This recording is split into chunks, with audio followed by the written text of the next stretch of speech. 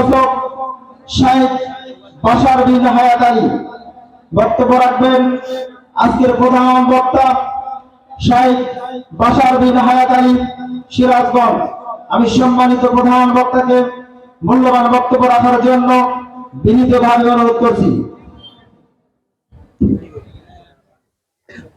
আসসালামু আলাইকুম ওয়া রাহমাতুল্লাহ।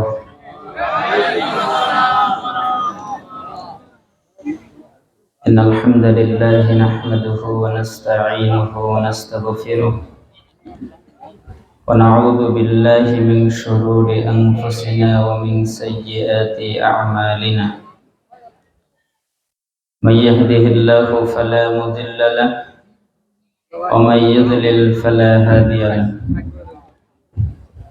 وأشهد أن لا إله إلا الله وحده لا شريك له وأشهد أن محمدا عبده ورسوله. أما بعد فإن خير الحديث كتاب الله وخير الهدى هدى محمد صلى الله عليه وسلم وشر الأمور محدثاتها وكل محدثة بدعة وكل بدعة ضلالة وكل ضلالة في النار. قال الله سبحانه وتعالى: وما آتاكم الرسول فخذوه وما نهاكم عنه فانتهوا واتقوا الله إن الله شديد العقاب. সমস্ত প্রশংসা সে আল্লাহ সুবহানাহু ওয়া তাআলার দরবারে, যে মহান রব আমাদেরকে অত্যন্ত মেহেরবানি করে আজকে লালমনিরহাট জেলার এই গ্রামে কোরআন এবং সুন্নাহ কর্তৃক আয়োজিত ইসলামী সম্মেলনে আসার বসার তৌফিক দান করেছেন। আমরা সেই রবের শুকরিয়া আদায় করছি, আলহামদুলিল্লাহ।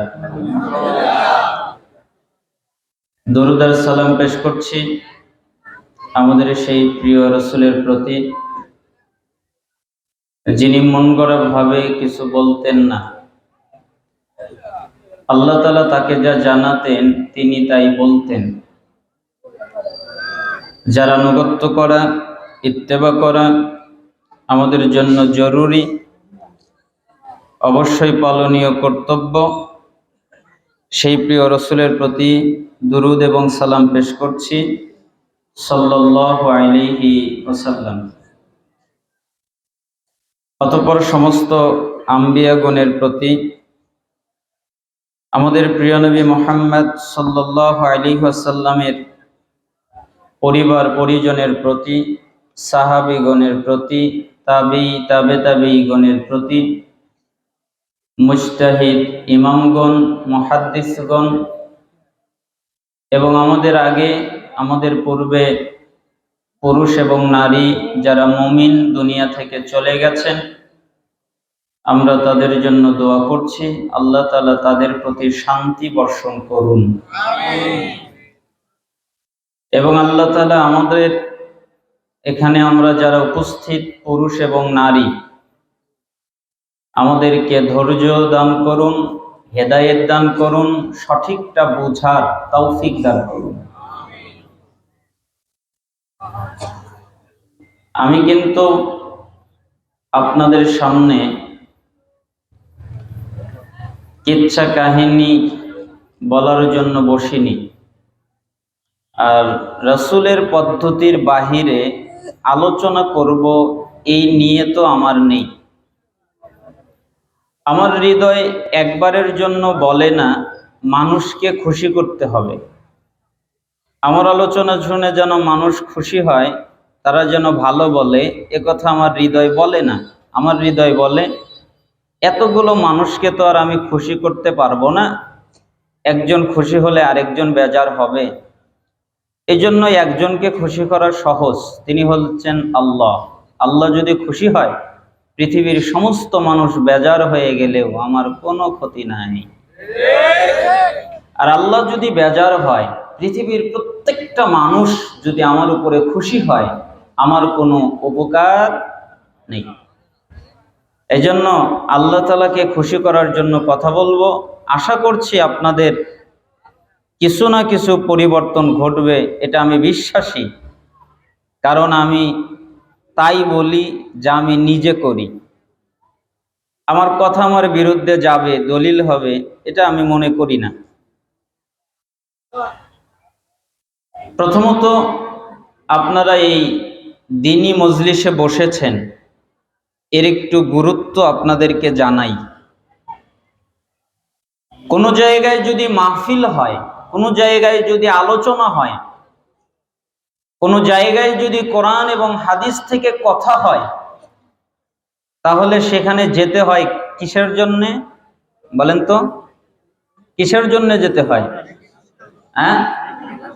নেকির জন্যে, আল্লাহর সন্তুষ্টির জন্যে। হয়নি? এতদিন ধরে আলোচনা শুনছেন, এত মাহফিল শুনলেন, এত তাফসির শুনলেন, অথচ বোঝাই হয়নি এ পর্যন্ত যে মাহফিলে কেন যেতে হয়। মাহফিলে আসতে হয় জ্ঞান অর্জন করার নিয়তে। কি অর্জন করার নিয়তে? জ্ঞান। রাসূল সাল্লাল্লাহু আলাইহি ওয়াসাল্লাম বলেন, মিশকাতুল মাসাবিহের 204 নম্বর হাদিস, 212 নম্বর হাদিস, মান সালাকা তরিকান ইয়ালতামিসু ফীহি ইলমান সালাকাল্লাহু লাহু বিহি তরিকান মিন তুরুকিল জান্নাহ। কোন হাদিসে এসেছে ইলাল জান্নাহ, কোন হাদিসে এসেছে সাহালাল্লাহ। যে ব্যক্তি জ্ঞান অর্জন করার জন্যে, ইলম অর্জন করার জন্যে, বিদ্যা অর্জন করার জন্যে কোনো জায়গায় যায়, কেন যায়? আমি জ্ঞান অর্জন করব, আমি ইলম অর্জন করব, আমি বিদ্যা অর্জন করব, এটা নিয়ত। তাহলে যতক্ষণ পর্যন্ত যেই মাহফিলে যায়, এই যাওয়ার কারণে আল্লাহ সুবহানাহু ওয়া তাআলা তার জান্নাতের পথকে সোজা বানিয়ে দেয়। অর্থাৎ আপনি যদি চান আমার জান্নাতের পথ সোজা হয়ে যাক, আমার জান্নাতের পথ সহজ হয়ে যাক, আমার জান্নাতের পথ সরল হয়ে যাক, এইটা যদি আপনি চান, তাহলে আপনাকে জ্ঞান অর্জন করতে হবে, ইলম অর্জন করতে হবে। পৃথিবীর কোন আমলের মাধ্যমে এত সহজে জান্নাতের পথ সহজ করা যায় না। জ্ঞান অর্জন করার মাধ্যমে যত সহজে জান্নাতের পথ সহজ করা যায়। তাই রাসূল সাল্লাল্লাহু আলাইহি ওয়াসাল্লাম বলেছেন, জ্ঞান অর্জন করতে গেলে তার জান্নাতের পথটাকে আল্লাহ সোজা বানিয়ে দেন। মিশকাতুল মাসাবিহের 220 নম্বর হাদিস, রাসূল সাল্লাল্লাহু আলাইহি ওয়াসাল্লাম বলেন, মান খারাজা ফি তালাবিল ইলম ফাহুয়া ফি সাবিলিল্লাহ হাত্তা ইয়ারজা। যেই ব্যক্তি জ্ঞান অর্জন করার জন্যে, ইলম অর্জন করার জন্যে, বিদ্যা অর্জন করার জন্যে কোন জায়গায় যায়, কেন? আমি জ্ঞান অর্জন করব, আমি ইলম অর্জন করব, আমি বিদ্যা অর্জন করব, এটাই তার নিয়ত।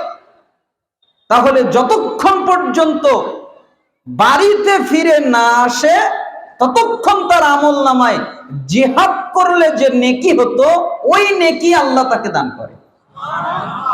কিসের নেকি দান করেন? জিহাদ। রাসূল সাল্লাল্লাহু আলাইহি ওয়াসাল্লাম বললেন, তোমাদের সময়ে, তোমাদের সামনে আসছে ধৈর্যের যুগ। ওই যুগে ঈমান রাখা বড় কঠিন হয়ে যাবে, ঈমানকে বাঁচানো কঠিন হয়ে যাবে। আজকে বর্তমান পরিস্থিতি তাই ঘটে গেছে। এই যুগে যারা মন্দির পাহারা দেয়, যারা মন্দিরের পাহারা দেয়, আর ওই মুসলমানেরাই মসজিদকে ভেঙে ফেলে দেয়। মন্দির পাহারা দেয় আর মসজিদকে কি করে দেয়? ভেঙে ফেলে।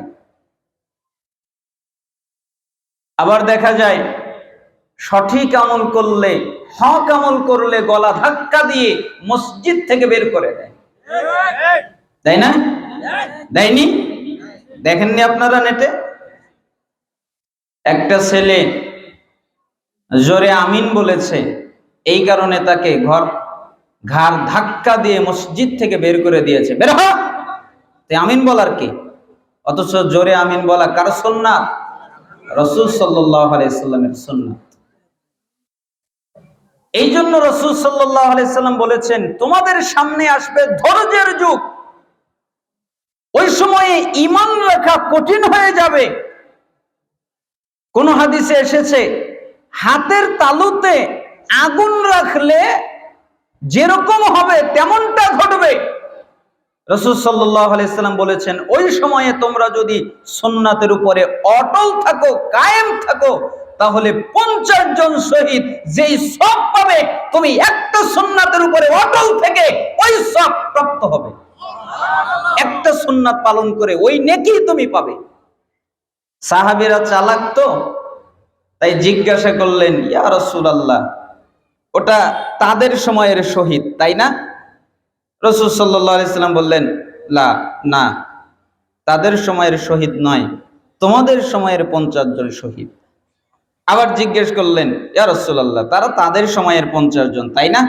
এবার রাসূল সাল্লাল্লাহু আলাইহি সাল্লাম ভর দিয়ে বললেন, শোনো, তোমাদের সময়ের 50 জন শহীদ যেই সওয়াব পাবে, শেষ সময়ে আমার একটা সুন্নাতের উপরে যারা অটল থাকবে ফিতনার সময়ে, তারা তোমাদের 50 জন শহীদের সওয়াব একাই পাবে।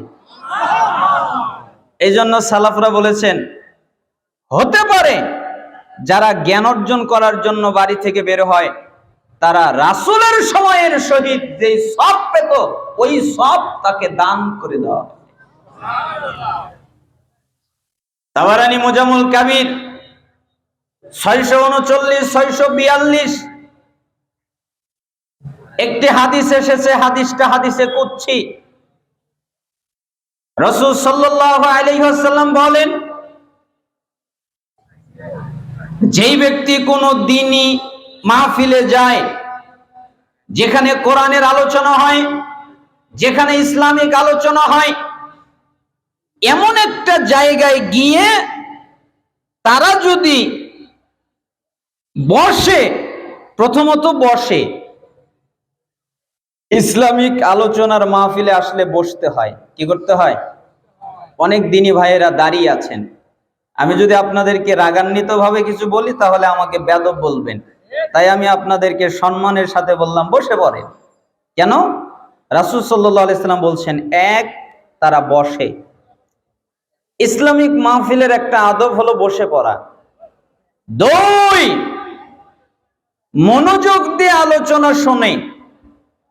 আলোচনা শুনতে অমনোযোগিতা থাকে না, অমনোযোগী হয় না, মনোযোগী হয়।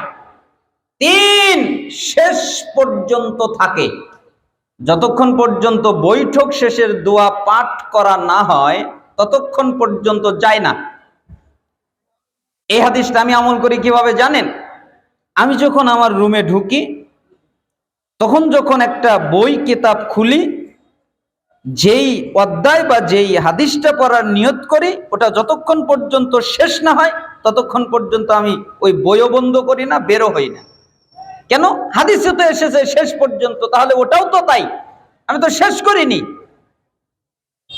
তো মনোযোগ দিয়ে যারা বসে শোনে, শেষ পর্যন্ত থাকে, তাদের ফজিলত দেখেন। আল্লাহ তাআলা বলেন, মুহাম্মদ, জি আপনি বলেন। কি বলবো? আপনি বলেন, কদ গফারাল্লাহু লাকুম যুনুবাকুম, তাদের অতীত জীবনের যত পাপ ছিল আমি আল্লাহ মাফ করে দিয়েছি। ওদের কোনো পাপ নেই, ওদের কোনো অন্যায় নেই, ওদের কোনো অপরাধ নেই।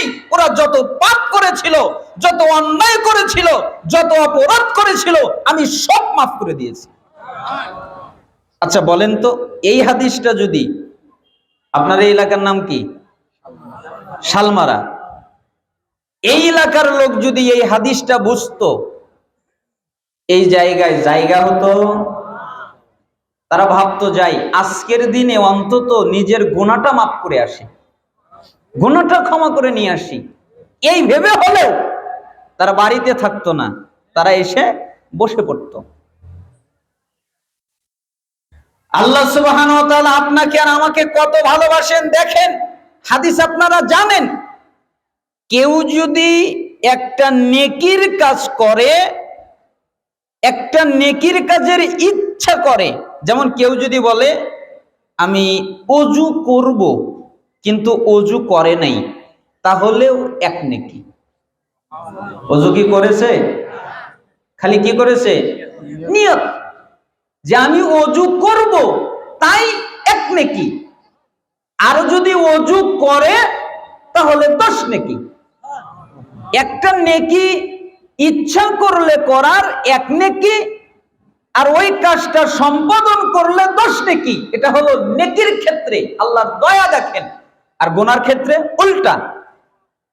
যখন সে নিয়ত করে আমি আজকে জিনা করব, মালাকরা বলেন আল্লাহ ও জিনা করার ইচ্ছা করছে, আমি কি গুনাহ লিখব? আল্লাহ তাআলা বলেন কেন লিখবে? ও তো গুনাহ করেনি, ও তো নিয়ত করেছে গুনাহ করবে, ও তো গুনাহ করেনি, লিখবে কেন? এরপরে যখন ও জিনাটা করেই ফেলে, তখন মালাকরা আল্লাহকে বলেন আল্লাহ কি লিখব? করেই যেহেতু ফেলেছে কি আর করা যাবে, একটা গুনাহ লেখো। কয়টা গুনাহ লেখো? একটা। একটা নেকির ইচ্ছা করলে এক নেকি, বাস্তবায়ন করলে 10 নেকি। আর গুনার ইচ্ছা করলে গুনাহ লেখা হয় না, গুনাহ করলে একটা গুনাহ লেখা হয়। এটা হলো আল্লাহর দয়া। তাই আল্লাহ তাআলা বলছেন যারা বসে মনোযোগ দিয়ে আলোচনা শুনে শেষ পর্যন্ত থাকে, তাদের যত পাপ আছে আমি আল্লাহ সবগুলোকে মাফ করে দেই। আরো বলেন, কি বলবো? বলেন ওয়াবুদ্দিলাত সাইয়্যাতিকুম হাসানাত, আমি তাদের পাপকে, আমি তাদের অপরাধকে, আমি তাদের গুনাহকে নেকি দিয়ে পরিবর্তন করে দিই। ও জিনা করেছে তার কিছু গুনাহ আছে, ও পাপ করেছে তার কিছু গুনাহ আছে, ও ঘুষ খেয়েছে তার গুনাহ আছে, ও সুদ খেয়েছে তার গুনাহ আছে। ও যত পাপ করেছে তা যদি মানুষের সাথে জড়িত না হয়, আমার সাথে যদি জড়িত হয়, তাহলে আমি ওর পাপকে ক্ষমা করবই, আর সাথে সাথে ওর যত পাপ আছে সবগুলোকে আমি নেকি বানিয়ে দিব। কে ঠেকাবে আমাকে? আমাকে ঠেকানোর কেউ নেই। আমি সর্বশ্রেষ্ঠ, আমার কৈফিয়ত নেওয়ার কেউ নেই। আমার যেমন চাই আমি তাই করব। আমি আমার বান্দাকে ক্ষমা করে দিব। কার কি বলার আছে? আমি আমার বান্দাকে মাফ করে দিব। কার কি বলার আছে? আমি আমার বান্দার গুনাহকে নেকি বানিয়ে দিব। কার কি বলার আছে? ও আমার বান্দা আর আমি হলাম আমার রব। আমি ওকে ভালোবাসি, আমি ওকে ভালোবাসি, আর ওর দায়িত্ব আমাকে ভালোবাসা। দেখেন তো, এই হাদিস যদি বুঝতো তাহলে মনে হয় না এই জায়গায় জায়গা দেওয়া সম্ভব হতো। নতুন মনে হচ্ছে তাই না? নতুন হাদিস না, হাদিসের কিতাবেই আছে। আপনারা কি বুঝলেন? তাতে কি শেষ পর্যন্ত থাকবেন? আমি কিন্তু এলোপাতারি কথা বলার অভ্যাস আমার নেই।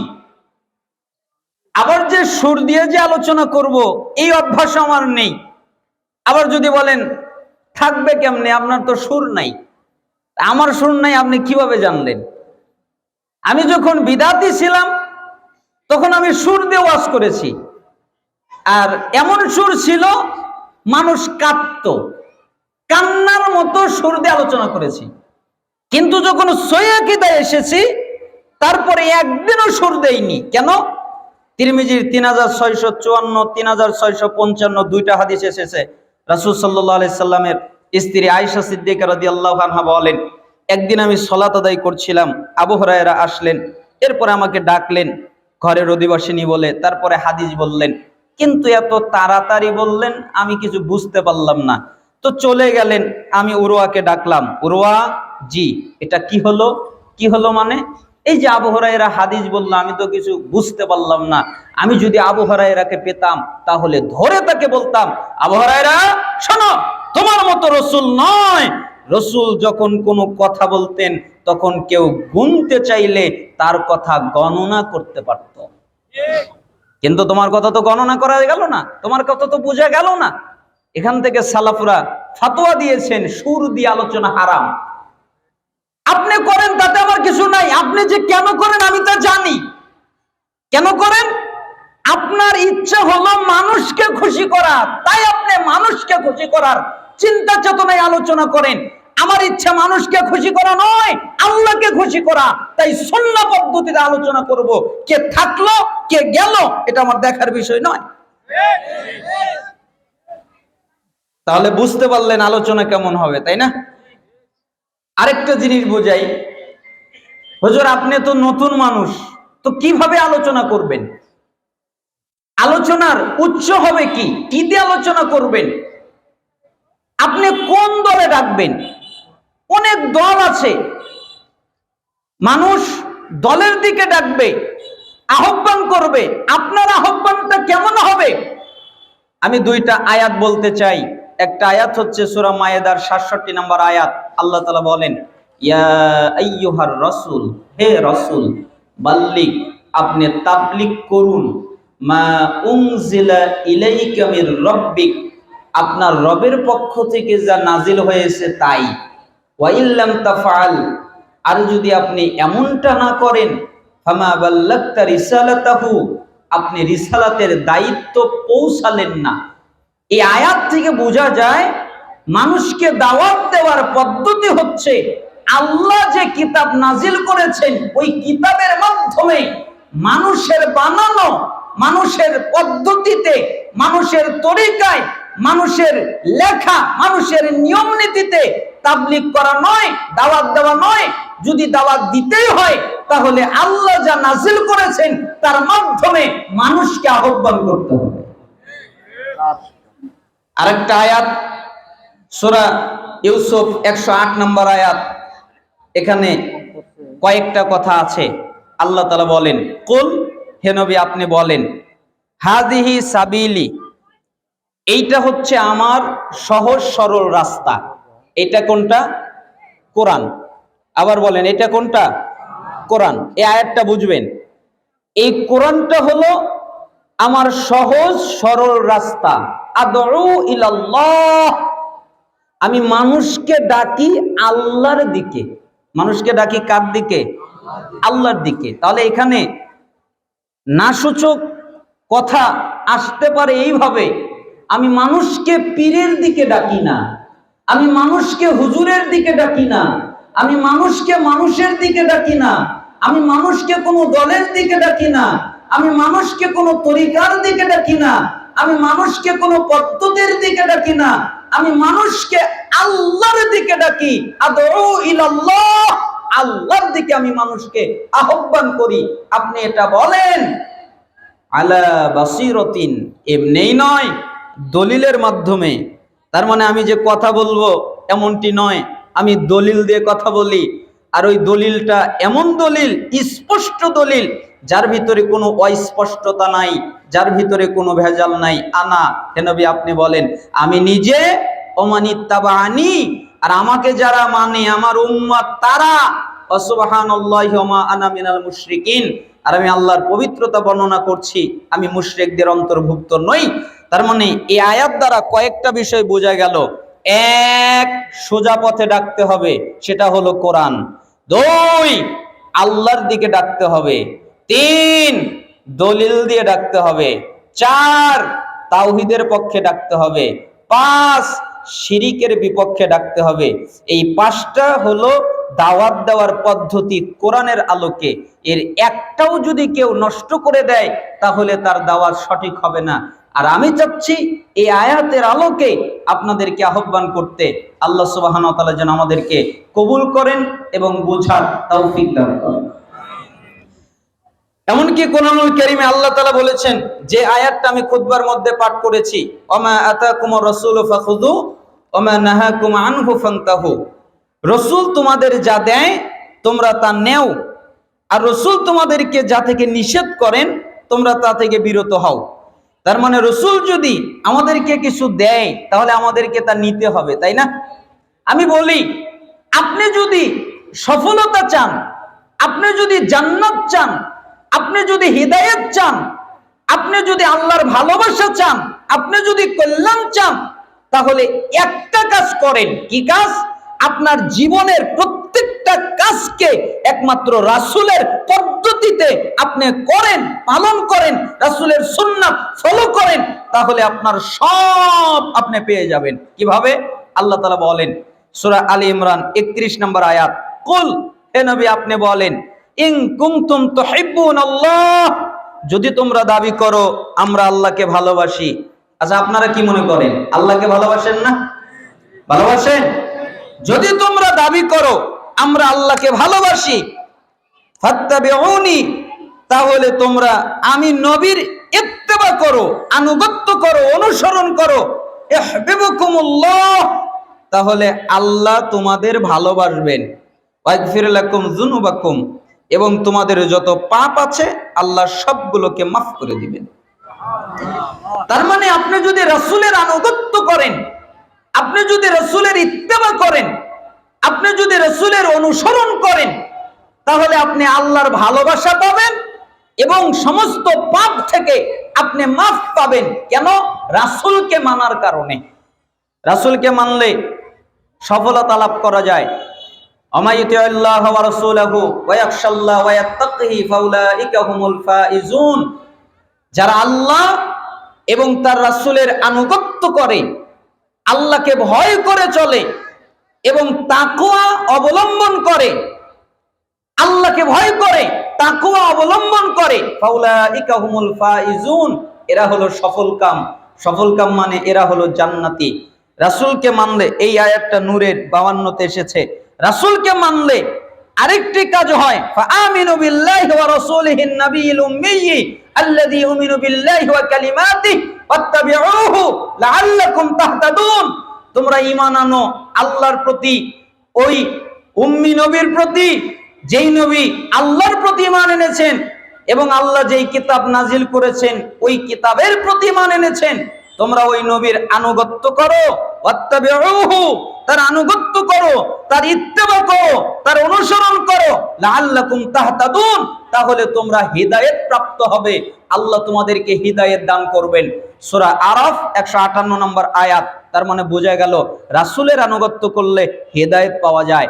এইজন্য আমি মানুষকে বলি, রাসূলকে মানেন, রাসূলের আনুগত্য করেন, রাসূলের ইত্তেবা করেন, আপনি সব পেয়ে যাবেন। আচ্ছা বলেন তো, 1, আল্লাহ আপনাকে ভালোবাসবেন, 2, আল্লাহ আপনার গুনাহ মাফ করে দিবেন, 3, আল্লাহ আপনাকে হিদায়াত দান করবেন, 4, আল্লাহ আপনাকে জান্নাত দিবেন। আপনার আর কিছু লাগবে?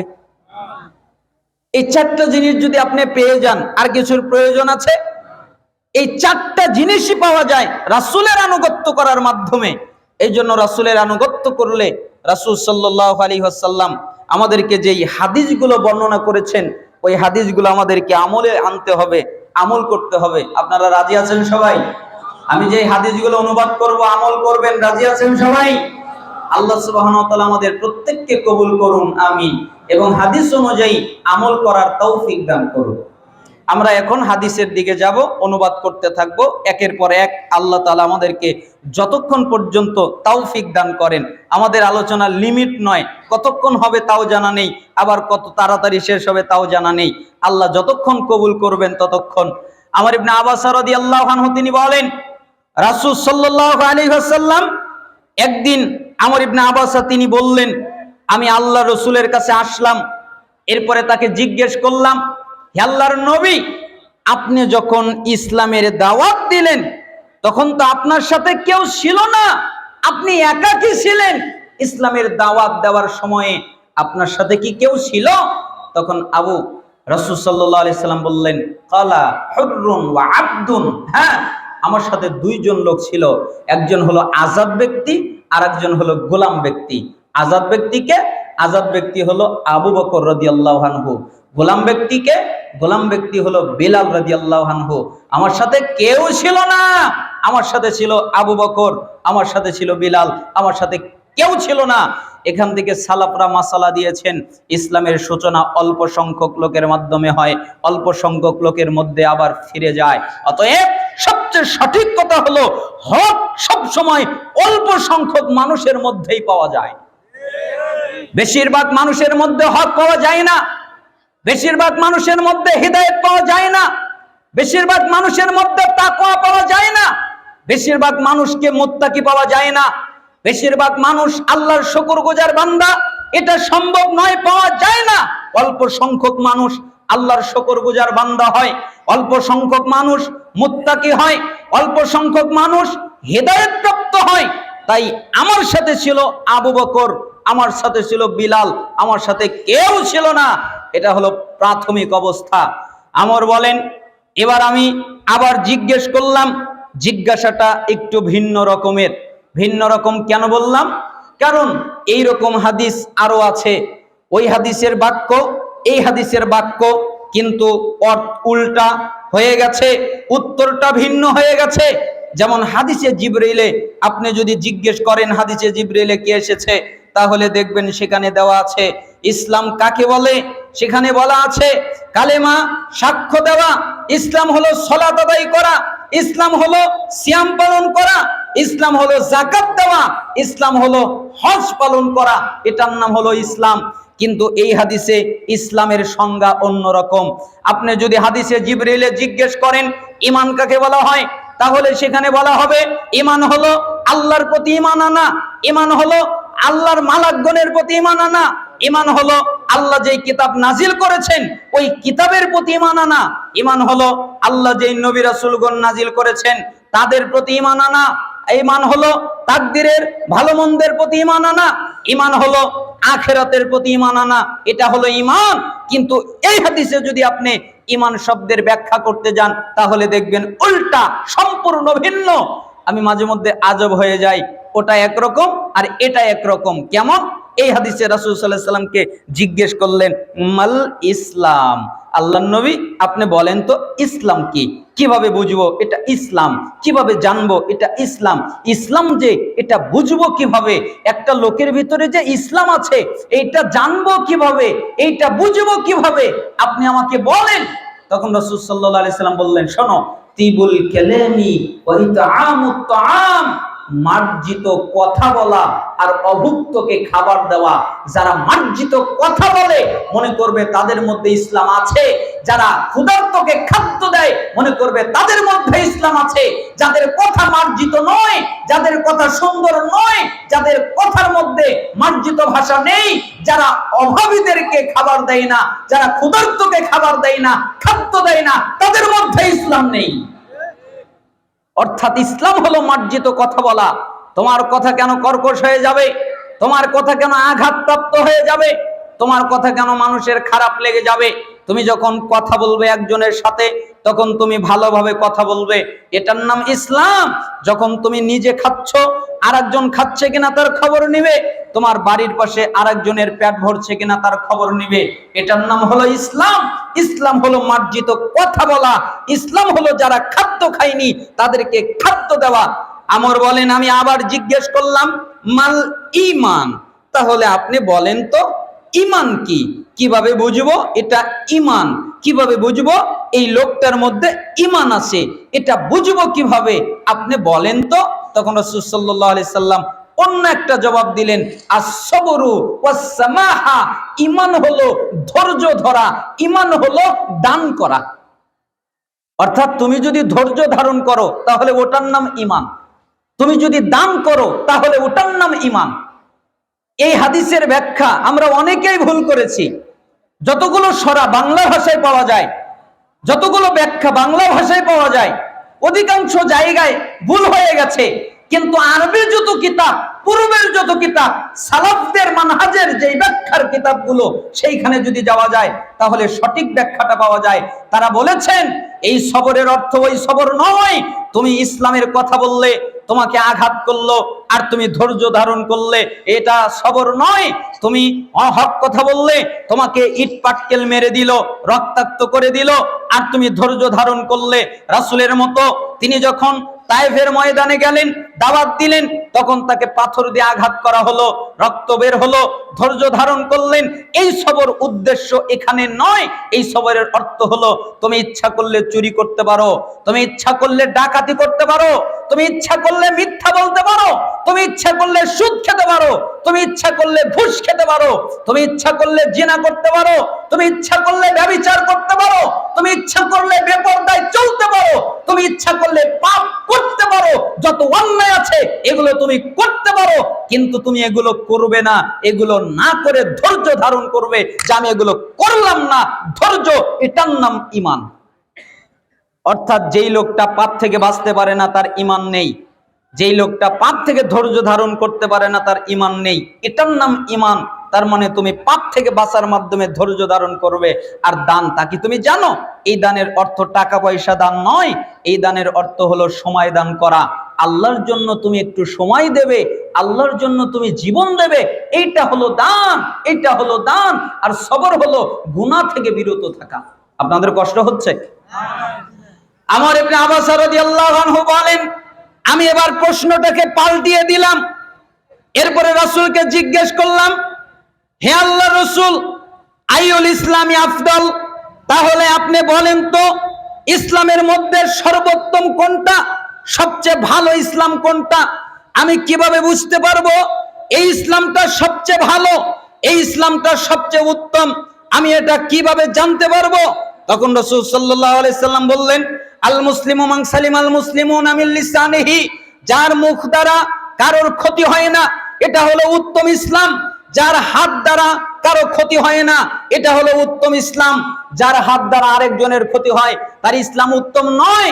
যার জবানের দ্বারা আরেকজনের ক্ষতি হয় তার ইসলাম উত্তম নয়। আপনি উত্তম ইসলাম এখনো পালন করতে পারেননি। আপনি যদি উত্তম ইসলাম পালন করেন তাহলে আপনার জবান দ্বারা কারো ক্ষতি হবে না। আপনি যদি উত্তম ইসলাম পালন করতে পারেন তাহলে আপনার হাতের দ্বারা কোনো ক্ষতি হবে না। এটার নাম উত্তম ইসলাম। আমর বলেন, আমি আবার জিজ্ঞেস করলাম, আইয়ুল ঈমানি আফদাল, হে আল্লাহর নবী আপনি বলেন সর্বোত্তম ঈমান কোনটা, কোন ঈমানটা সবচেয়ে ভালো, এটা আমি কিভাবে বুঝবো? তখন রাসূল সাল্লাল্লাহু আলাইহি সাল্লাম বললেন, সবচেয়ে ভালো ঈমান হলো খুলুকুন হাসান, সৎ স্বভাব। যখন তোমরা দেখবে এর চরিত্রটা ভালো, তখন মনে করবে তার ঈমানটা সবচেয়ে ভালো। যার চরিত্র ভালো তার ঈমানটা কি? সবচেয়ে ভালো। এই চরিত্রের অর্থ আমরা করেছি, এই চরিত্রের অর্থ হলো চরিত্র, কিন্তু সালাফরা এই অর্থ করেননি। সালাফরা অন্য অর্থ করেছেন। কি অর্থ করেছেন? যে আল্লাহ তাআলা বলেছেন, ওয়া ইন্নাকা লাআলা খুলুকিন আযীম, নিশ্চয়ই হে নবী আপনি মহান চরিত্রের অধিকারী। তার মানে আপনার মতো চরিত্র কারো নেই। নবী আপনার চরিত্র সবচেয়ে ভালো। আয়েশা সিদ্দিকা রাদিয়াল্লাহু আনহাকে জিজ্ঞেস করা হলো, হে আল্লাহর নবী, হে আল্লাহর নবীর স্ত্রী, আপনি কি বলতে পারেন? কি বলবো? আচ্ছা বলেন তো রাসূলের চরিত্র কেমন, এটা কি আপনি বলতে পারেন? তখন আয়েশা সিদ্দিকা রাদিয়াল্লাহু আনহা বললেন, এই যে কোরআন, এই কোরআনের সম্পূর্ণটা হলো রাসূলের চরিত্র। তোমরা যদি রাসূলের চরিত্র জানতে চাও তাহলে সম্পূর্ণ কোরআন পড়বে। পুরা কোরআনে যা আছে ওটাই রাসূলের চরিত্র। এই জন্য সালাফরা বলেছেন এই খুলুকুন হাসান, সৎ স্বভাবের অর্থ হলো পুরো কোরআন মেনে নেওয়া। এক আয়াত মানবে আর আরেক আয়াত মানবে না, এটা উত্তম চরিত্র নয়। 10 আয়াত মানবে আর 20 আয়াত ত্যাগ করবে, এটা উত্তম চরিত্র নয়। কোরআনুল কারীমের যতগুলো আয়াত আছে প্রত্যেকটা আয়াতের উপর ঈমান আনবে, প্রত্যেকটা আয়াতকে মেনে নেবে, প্রত্যেকটা আয়াত অনুযায়ী নিজের জীবন পরিচালনা করবে কোরআন অনুযায়ী। এর ঈমানটা হচ্ছে সবচেয়ে উত্তম ঈমান। এর মতো ঈমান আর কারো নাই। কিন্তু আজকে আমরা কোরআন অনুযায়ী চলি না। কোরআন পড়ি ঠিকই, কিন্তু কোরআন অনুযায়ী আমরা নিজেরা চলি না। কোরআন অনুযায়ী আমরা, আমাদের মধ্যে ইলম উঠে যাবে। রাসূল সাল্লাল্লাহু আলাইহি সাল্লাম বলেছেন শেষ সময় আসবে ইলম উঠে যাবে। একজন সাহাবী জিজ্ঞেস করলেন, ইলম উঠে যাবে কিভাবে? আপনার সময় আমরা আপনাদের মুখ থেকে শুনে শুনে মুখস্থ করতাম, এখন কত সুন্দর হয়ে গেছে, লিখিত হয়ে গেছে, আমাদের বাচ্চারা পড়তে পারে। এখন মক্কায় মদিনায় লোক সংখ্যা বেড়ে গেছে, ইমানদারদের সংখ্যা বেড়ে গেছে, ইলম ছড়িয়ে গেছে, আর আপনি বলছেন ইলম উঠে যাবে, এটা হতে পারে? তখন বললেন রাসূল সাল্লাল্লাহু আলাইহি সাল্লাম, আব্দুল্লাহ জি, আমি তোমাকে মদিনার একজন বিজ্ঞ ব্যক্তি মনে করেছিলাম, আমি তোমাকে একজন জ্ঞানী ব্যক্তি মনে করেছিলাম, কিন্তু দেখলাম তুমি একটা বোকা। বলো, ইহুদিদের কিতাব ছিল না? বলো, খ্রিস্টানদের কিতাব ছিল না? ছিল তো। ইহুদিদের কিতাব, খ্রিস্টানদের কিতাব ওদের কি উপকার করেছে? ওদের কোনো উপকার করেনি। এমন একটা সময় আসবে কোরআন থাকবে, কিন্তু কোরআন মানুষের কোনো উপকার করতে পারবে না। ওরা ঘরের মধ্যে টাঙ্কের উপরে চাদর দিয়ে মুড়িয়ে উঠিয়ে রাখবে, কিন্তু কোরআনের মধ্যে কি আছে এই কোরআন অনুযায়ী ওরা নিজে জীবন বাস্তবায়ন করার চিন্তা করবে না, তাই না? এখন তো কোরআনকে বাস করে মুড়িয়ে টুড়িয়ে উঠিয়ে দেওয়া হয়। কোরআনকেও তেলাওয়াত করে, কিন্তু কোরআনটা যে অনুধাবন করতে হয়, কোরআনটা যে বুঝতে হয়, কোরআন অনুযায়ী নিজের জীবনকে পরিচালনা করতে হয়, এইটা অনেকেই করে না। এই জন্য আপনাদেরকে আমি বললাম, রাসূল সাল্লাল্লাহু আলাইহি সাল্লাম ব্যাখ্যা করলেন, সালাফরা ব্যাখ্যা করলেন, সৎ চরিত্র এর অর্থ হলো পুরো কোরআন মেনে নেওয়া, এটাই হলো সৎ চরিত্র। আমর বলেন, আমি আবার জিজ্ঞেস করলাম, আইয়ুস সালাতি আফদাল, হে নবী আপনি বলেন সর্বোত্তম সালাত কোনটা? কোন সালাত সবচেয়ে ভালো? নামাজ তো আছে, কিন্তু নামাজের মধ্যে ভালো কোনটা আপনি তা বলেন, কোন নামাজটা সবচেয়ে ভালো? তখন রাসূল সাল্লাল্লাহু আলাইহি সাল্লাম বললেন, তুলুল কুনুত, যেই সালাতে কুনুত আছে। কুনুত মানে, তুলুল কুনুতের তিনটা অর্থ হয়। এক, যেই সালাতটা লম্বা, অনেকক্ষণ দাঁড়িয়ে থাকা হয়। দুই, যেই সালাতের কিরাতটা লম্বা, সূরা অনেকক্ষণ পড়া হয়। তিন, যেই সালাতে বিনয় নম্রতা আছে, এটাকেই বেশি নেওয়া হয়। সালাফরা বলছেন, যেই সালাতের ভিতরে আল্লাহর ভয় আছে, আল্লাহর ভয় নিয়ে সালাত আদায় করে, যে সালাতে আল্লাহর ভয় যত বেশি, ওই সালাত আল্লাহর কাছে তত উত্তম। যেই সালাতে আল্লাহর ভয় নেই, ওই সালাত আল্লাহর কাছে উত্তম নয়। আল্লাহ তার সাথে শরীক করা পছন্দ করে না। আপনি সালাত আদায় করবেন আল্লাহর সামনে দাঁড়িয়ে, কিন্তু আপনার মনটা অন্য জায়গায় পড়ে থাকবে। আপনি ইস্তেগফার করবেন না, আপনি মনটাকে ফিরিয়ে নিয়ে আসার চেষ্টা করবেন না, ওই সালাত আল্লাহর কাছে প্রিয় নয়। যেই সালাতের ভিতরে ভয় রয়েছে, খুশু রয়েছে, খুজু রয়েছে, বিনয় রয়েছে, নম্রতা রয়েছে, ওই সালাত সবচেয়ে ভালো। তাই রাসূল সাল্লাল্লাহু আলাইহি সাল্লাম বললেন, যেই সালাতে বিনয় নম্রতা রয়েছে, ওই সালাত সবচেয়ে ভালো। আমর বলেন, আমি আবার জিজ্ঞেস করলাম, আইয়ুল হিজরতি আফদল, হে আল্লাহর নবী আপনি বলেন সর্বোত্তম হিজরত কোনটা?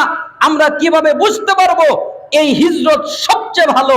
হিজরত মানে কাফের রাষ্ট্র থেকে নিজের দিন বাঁচানোর জন্য অমুসলিম রাষ্ট্রে চলে যাওয়া, কাফের রাষ্ট্র থেকে নিজের দিনকে বাঁচাবার জন্য অমুসলিম রাষ্ট্রে চলে যাওয়া, এটার নাম হিজরত। কিন্তু সাহাবী জিজ্ঞেস করলেন, সবচেয়ে ভালো হিজরত কোনটা? তখন তিনি বললেন, আনতাহজুরা মা কারিহা রাব্বুক আযযা ওয়া জাল্লা, মহান আল্লাহ যা নিষেধ করেছেন এগুলো ত্যাগ করা সবচেয়ে বড় হিজরত। অর্থাৎ আল্লাহ যেই গুনাহ ত্যাগ করতে বলেছেন, আল্লাহ যেই পাপ ত্যাগ করতে বলেছেন, আল্লাহ যেই অন্যায় ত্যাগ করতে বলেছেন, তোমরা যদি এই পাপ ত্যাগ করো, তোমরা যদি এই অন্যায় ত্যাগ করো, তাহলে এটা হলো সবচেয়ে বড় হিজরত, আর তুমি হলে সবচেয়ে বড় মুহাজির। আইয়ুল জিহাদি আফদল, আবার জিজ্ঞেস করলো আমর, আল্লাহর নবীর সর্বোত্তম জিহাদ কোনটা?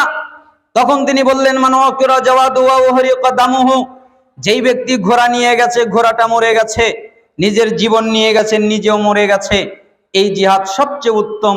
আবার জিজ্ঞেস করলেন, আইয়ুস সাআতি আফদল, সবচেয়ে উত্তম সময় কোনটা? তখন তিনি বললেন, জাওফুল লাইলিল আখির, শেষ রাতের মধ্যভাগ, যখন রাত শেষ শুরু হয়, যখন রাত শেষ হয়, এর মাঝখানের অংশ আল্লাহর কাছে সবচেয়ে প্রিয়। এই সময়ে যে আল্লাহর কাছে যা চায় আল্লাহ তাকে তাই দান করেন। এই হাদিসের ভিতরে অনেকগুলো বিষয় জানতে পারলাম। এক, জানলাম রাসূলের সাথে কারা ছিল। দুই, জানলাম ঈমান তার পরিচয় কি। তিন, জানলাম ইসলাম তার পরিচয় কি। চার, জানলাম উত্তম ইসলাম কি। পাঁচ, জানলাম উত্তম ঈমান কি। ছয়, জানলাম উত্তম সালাত কি। সাত, জানলাম উত্তম হিজরত কি। আট, জানলাম উত্তম জিহাদ কি। নয়, জানলাম উত্তম সময় কি। মিশকাতুল মাসাবিহের 46 নম্বর হাদিসে এসেছে এবং মুস্তাদরেক হাকিমে এসেছে, মুসনাদে আহমদে এসেছে 18,942 নম্বরে। আল্লাহ তাআলা আমাদেরকে এই হাদিসটা আমল করার তৌফিক দান করুন। দ্বিতীয় হাদিস, এই হাদিসটা একটা আজীব হাদিস। আমি আজীব হাদিস কেন বলি?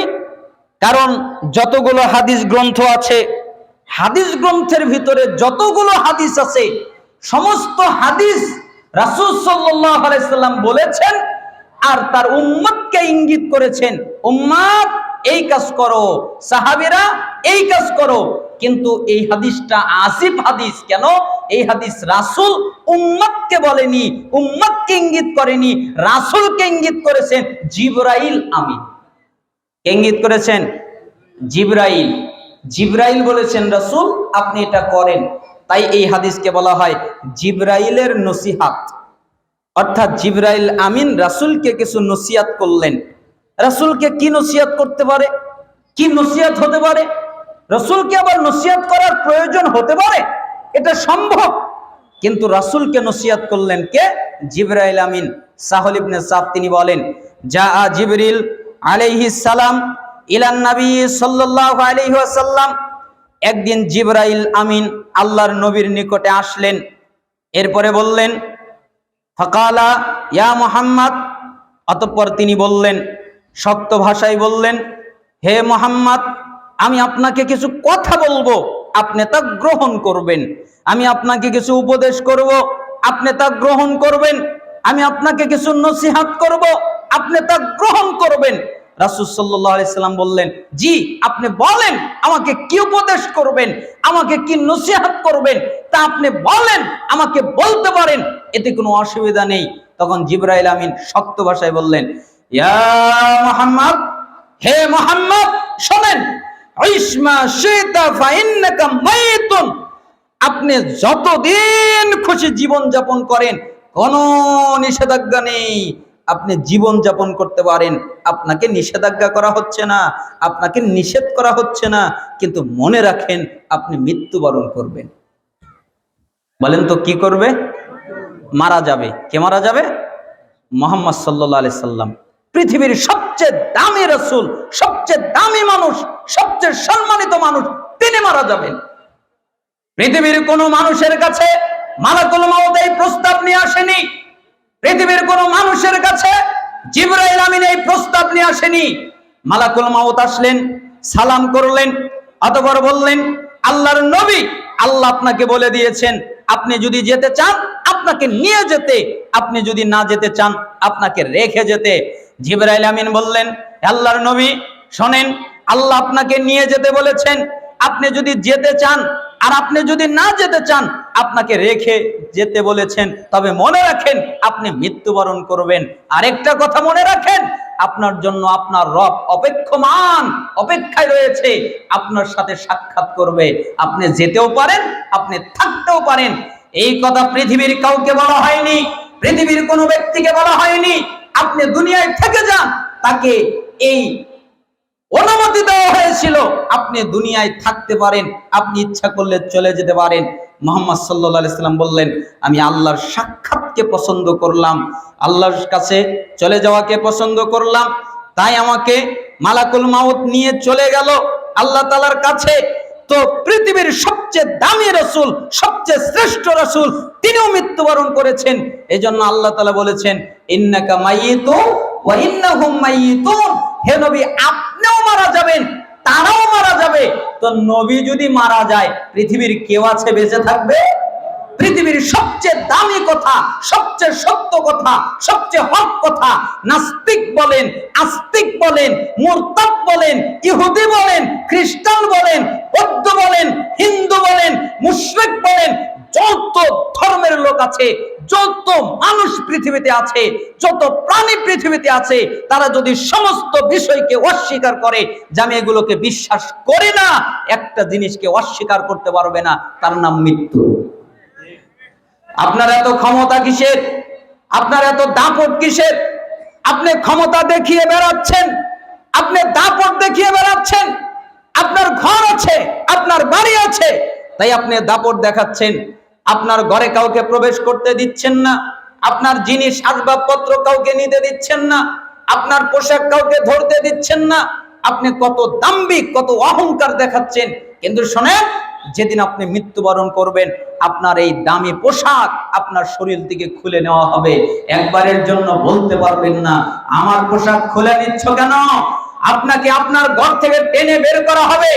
একবারের জন্য বলতে পারবেন না আমাকে আমার ঘর থেকে টেনে বের করছো কেন, আপনার শরীর থেকে পোশাকগুলো খুলে নেওয়া হবে, আপনাকে পর্দার আড়ালে নিয়ে গোসল দেওয়া হবে।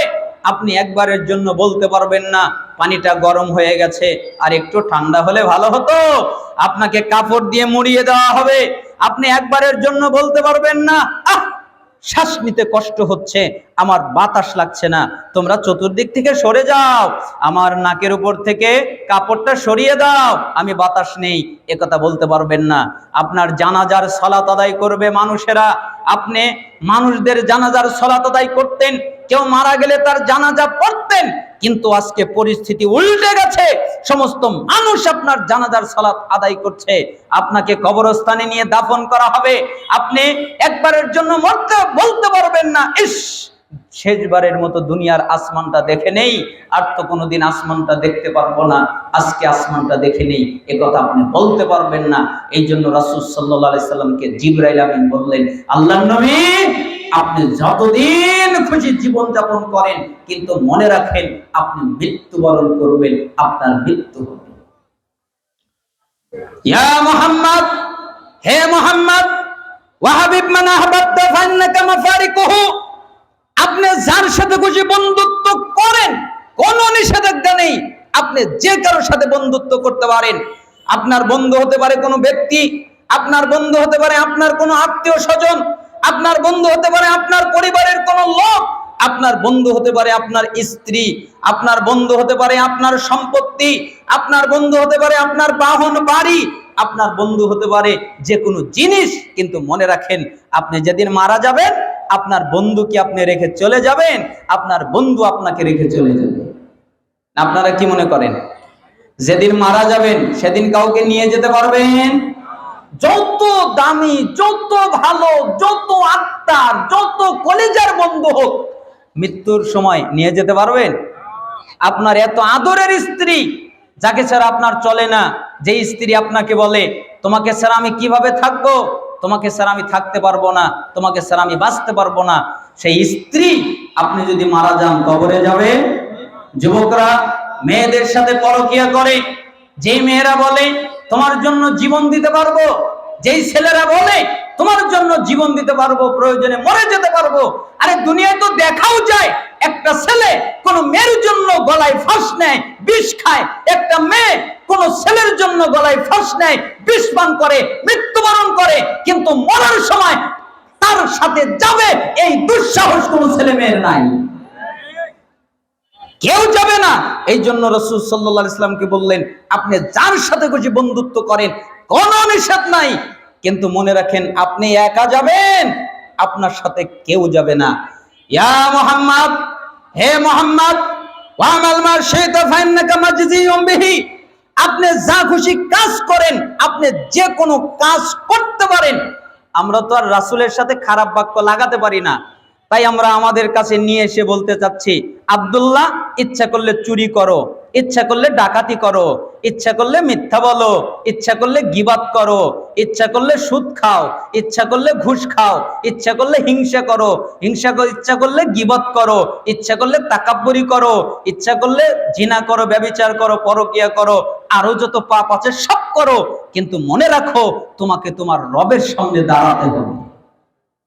সাবধান, তোমার যা মনে চায় তাই করো, কিন্তু মনে রাখো রবের সামনে তোমাকে দাঁড়াতে হবে।